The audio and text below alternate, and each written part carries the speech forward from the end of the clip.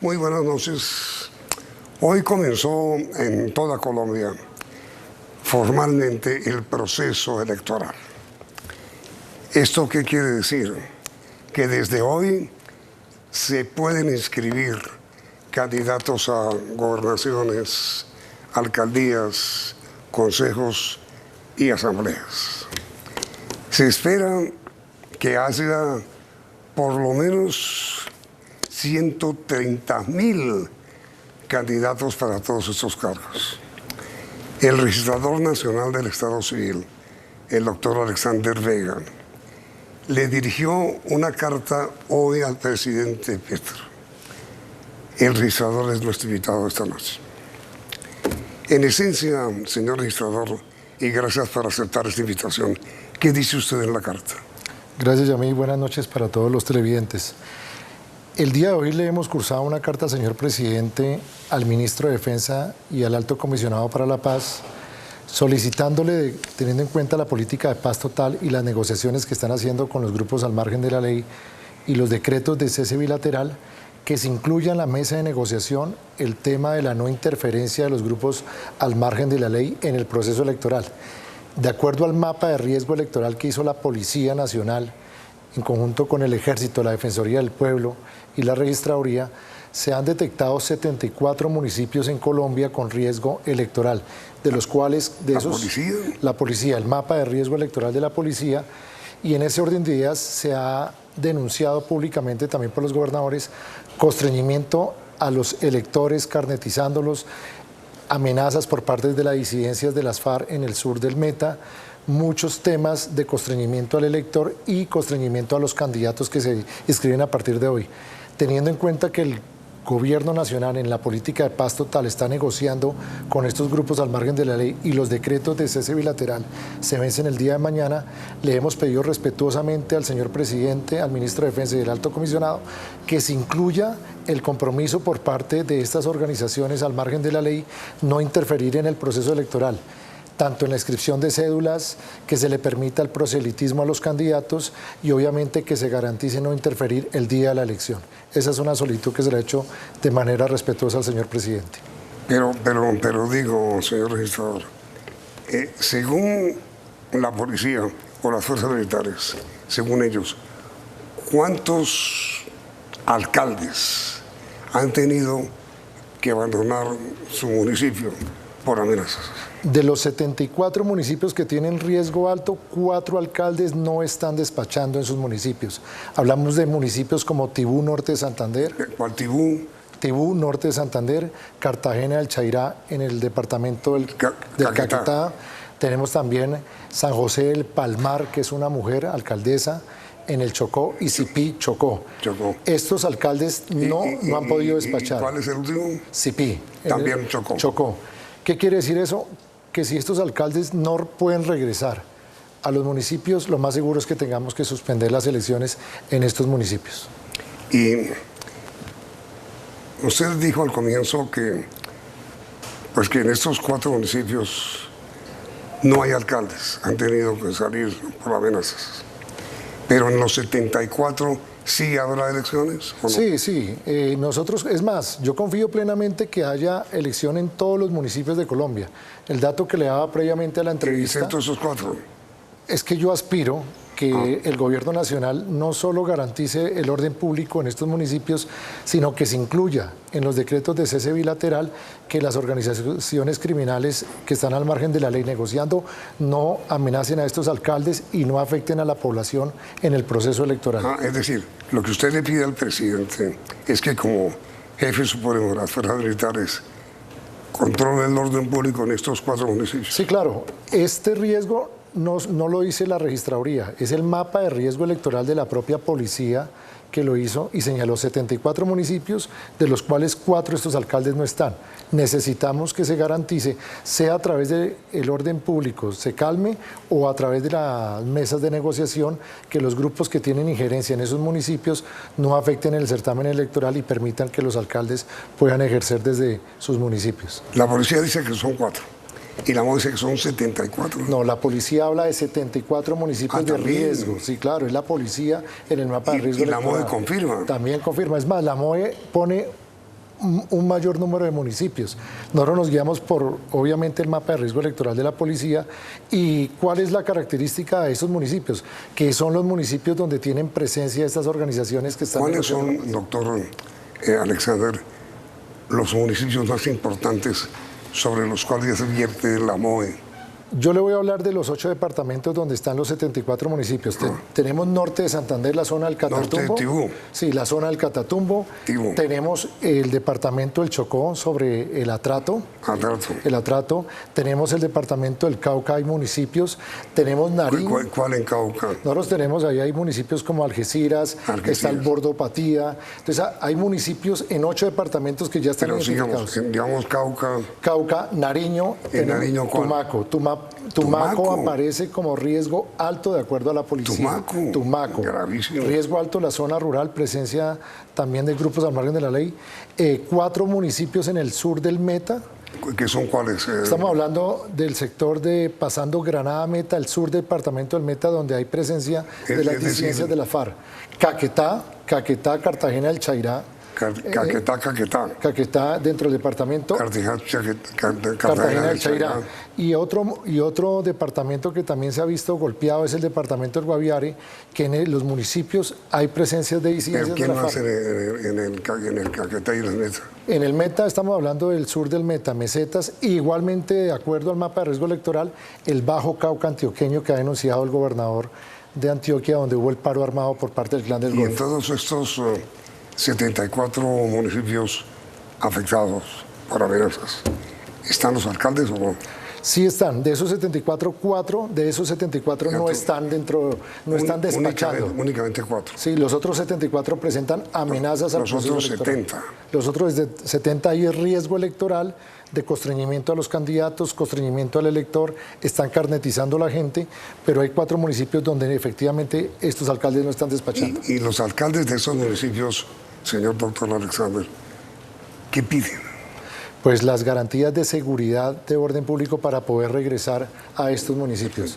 No, los 70 que no se han ido del alcalde. Obviamente, dentro del plan democracia de la policía piden es que se refuerce la seguridad y que se tomen controles previos para evitar que las disidencias, Clan del Golfo y todas las organizaciones que están en el proceso de paz total no interfieran en el proceso electoral, ni afectando la cedulación de las personas en la inscripción, permitiéndole a los candidatos hacer campaña y que no afecten el día de las elecciones, constriñendo a los electores.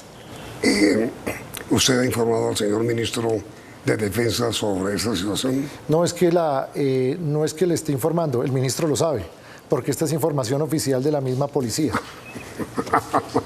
Mejor dicho,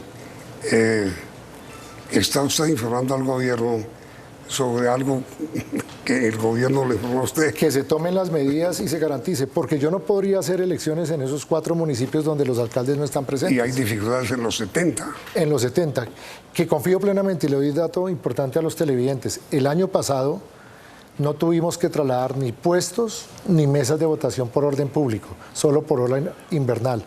Si este tema continúa así, sería una pérdida para el Estado tener que correr mesas y puestos de votación a las cabeceras y sería una derrota desde el punto de vista de Estado ceder cuando las elecciones del año pasado no hubo desplazamiento de mesas.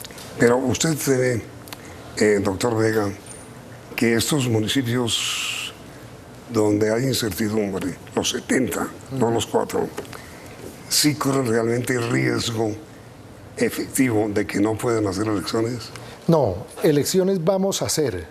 ¿A pesar de las amenazas? Porque no tanto como a pesar de las amenazas. Aspiro que cuando lleguemos al día electoral, las fuerzas militares, con el apoyo del gobierno nacional, tengan calmadas estas zonas del país. Nosotros estamos para hacer elecciones, debemos hacer elecciones en todos los municipios, por eso el llamado en la carta, que si están negociando en la paz total, se incluya dentro de esas condiciones de cese bilateral que estas organizaciones no interfieran en el certamen electoral.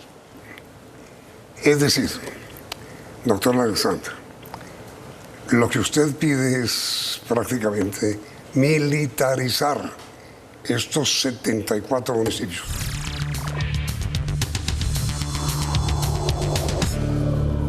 En este intervalo, doctor Vega, usted ha tenido la gentileza de suministrarme la carta que le envió al presidente, que entre otras cosas dice lo siguiente: es mi deber recomendar que desde el día 25 de junio se incluya los acuerdos contenidos en los protocolos acordados del diálogo de ceses al fuego.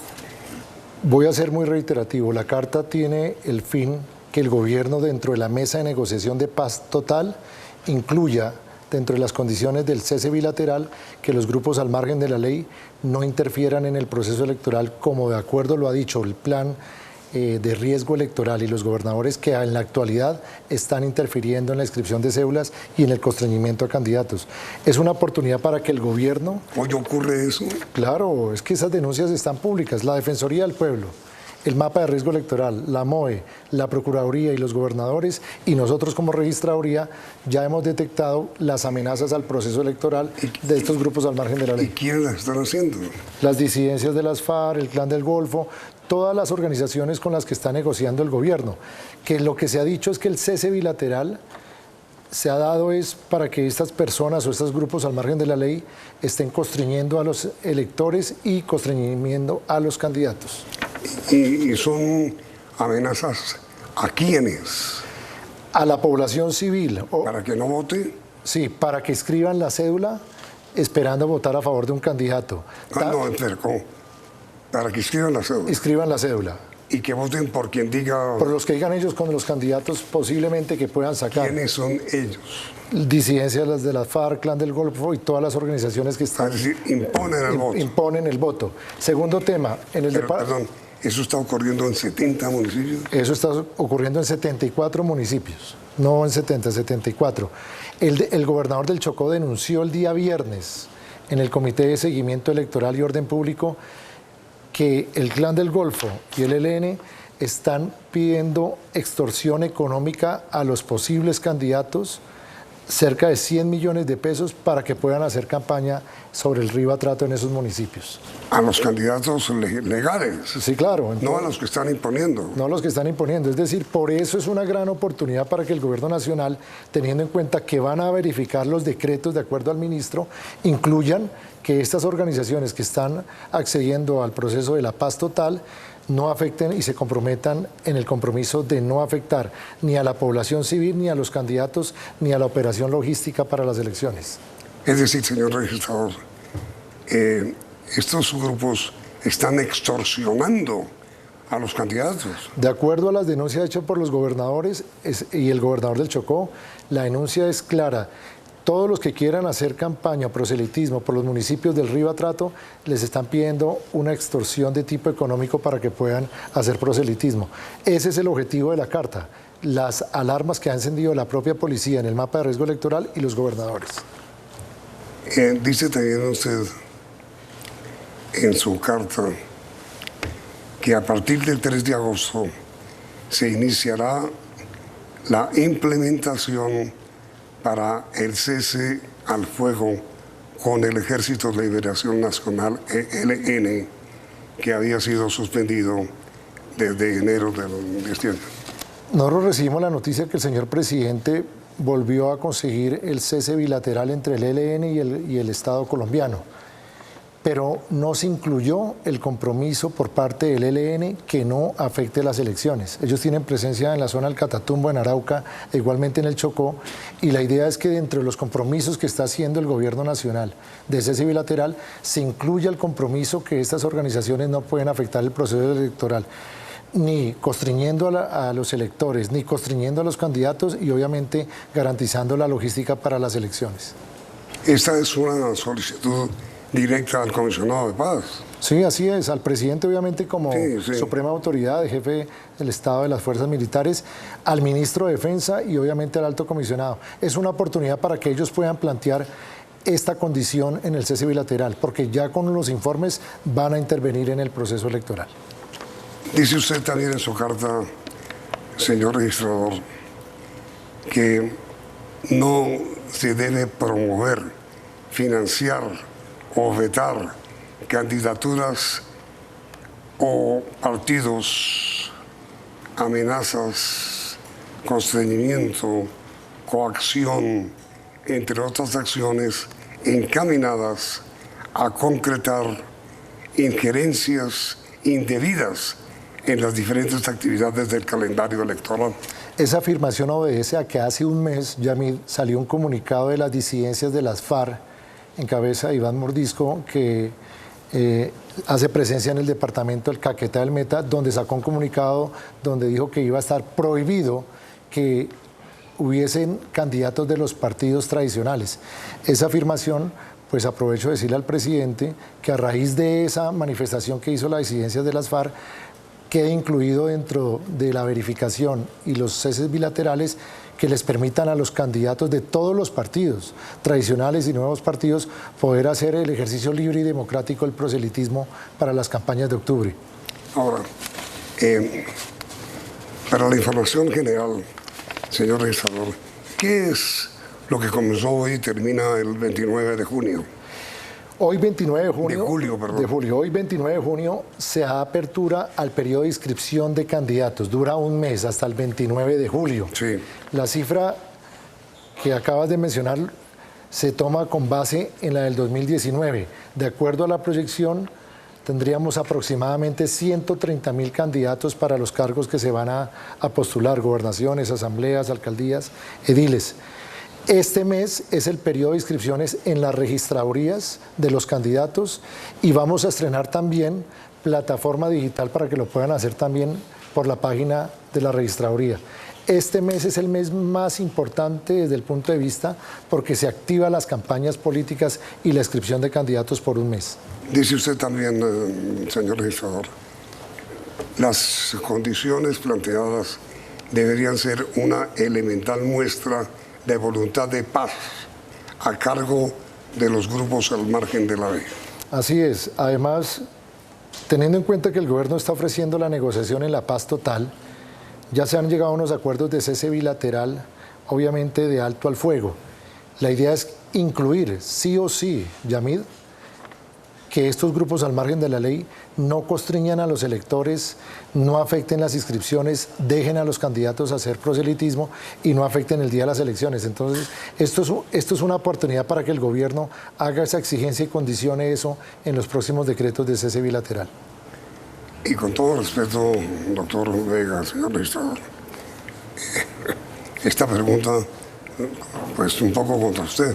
Dígame. Porque usted dice en la parte final de su carta al presidente: me despido no sin antes reiterarle mi permanente y decidido compromiso con la realización de unas elecciones libres, justas y transparentes. Dos preguntas. La primera, la vez pasada no ocurrió eso. Nosotros sacamos los procesos tanto presidencial de Congreso de la mejor manera y dimos resultados en 50 minutos. Los inconvenientes que hubo en el momento por los jurados de votación fueron corregidos de manera directa. Pero cuando yo me despido en el término de paz y obviamente tranquilidad... No, pero perdón, antes de eso, quiero decirle esto. Sí hubo muchas dificultades, registrador, con todo respeto. Sí, claro, hubo dificultades yo estoy al frente de la transición. Que fueron superadas de manera diligente. Fueron superadas, sí, señor, de manera diligente. Pero hubo. Claro. ¿Y cómo se va a evitar que este año se ocurra lo mismo? Hemos corregido los formularios C14, que fue donde hubo problema de los jurados de votación. ¿Qué modificaciones introdujeron? Las fotos de los candidatos van en los formularios C14 para que sea mucho más fácil y para evitar las tachaduras y enmendaduras. Ahora hay fotos. Ahora va a haber fotos en los formularios. Vamos a utilizar el círculo que se usaba en los exámenes IFEX, que si usted recuerda, para evitar que los jurados y los testigos les dé por sugerir tachaduras, que fue el problema que hubo en el tema de Senado. Usted tiene una prueba aquí. Se lo puedo mostrar ahorita inmediatamente para que la proyecte. Aquí está la prueba. ¿Qué tiene ese documento que estamos mostrando? El documento que están viendo en este momento fue el que usamos corrigiendo y superando las dificultades para presidencia. Se van a incluir las fotos de los candidatos para que no tenga equivocaciones los jurados. Se van a ampliar los formularios, van a ser mucho más limpios y en las capacitaciones vamos a usar, como ustedes se dan cuenta en la pantalla, el círculo del IFEX para evitar los asteriscos, las rayaduras y que haya una guía y no se equivoquen los jurados de votación. Pero entonces el voto va a ser un libro. No, porque son formularios que ya están adecuados. No estamos hablando de los tarjetones, estamos hablando de los formularios de las actas. Como se pueden dar cuenta ahí en la imagen. Para que no haya el problema de la vez pasada. Exactamente, que estamos corrigiendo eso. Sí, de acuerdo. ¿Y el tarjetón cómo va a ser? De acuerdo al gran número de candidatos, aspiramos que una vez termine el 29 de julio y tengamos 130.000 candidatos, espero que me vuelva a invitar y le traeré cómo van a quedar las tarjetas electorales. No, vamos a buscar un mecanismo para que sea fácil para toda la ciudadanía que pueda votar. Ahora, a la segunda parte de la respuesta suya es que usted dice, me despido con el compromiso de realizar unas elecciones libres, ¿está bien? Justas. ¿Usted por qué garantiza elecciones justas?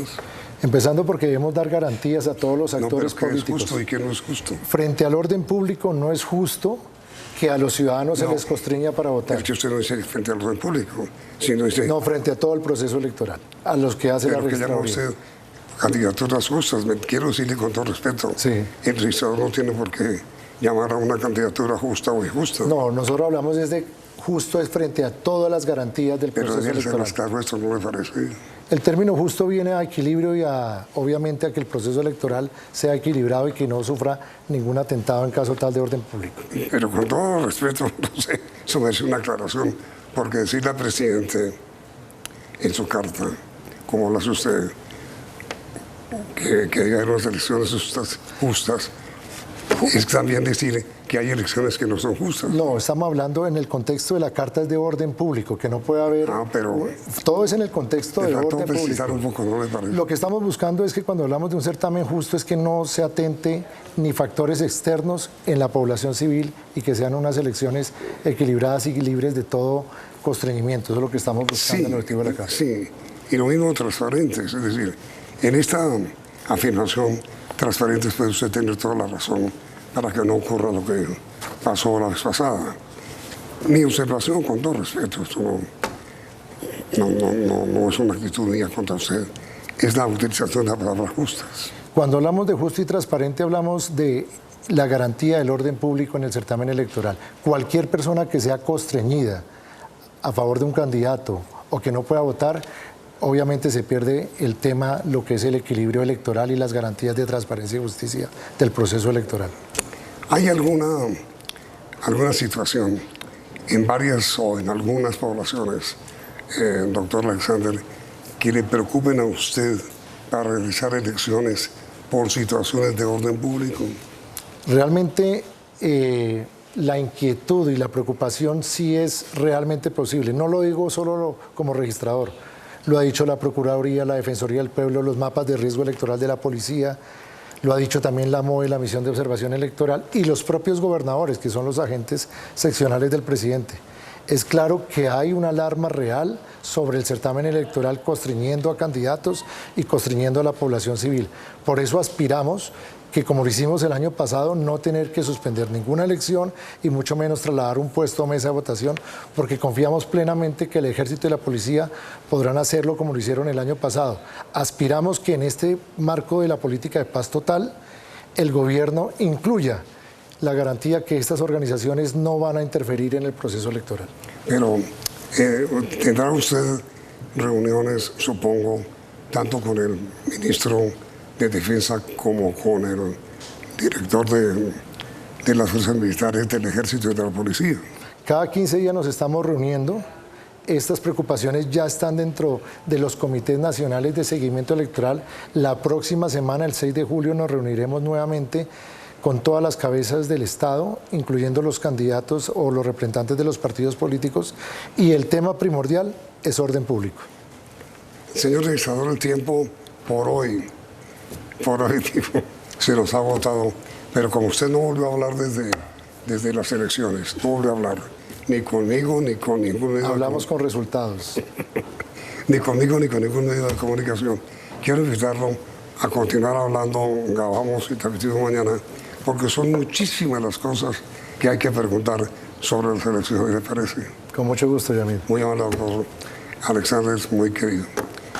Entonces, gracias por haber aceptado, a ustedes gracias por la sintonía y los esperamos mañana para continuar escuchando también al doctor Alexander Vega, registrador nacional del Estado Civil.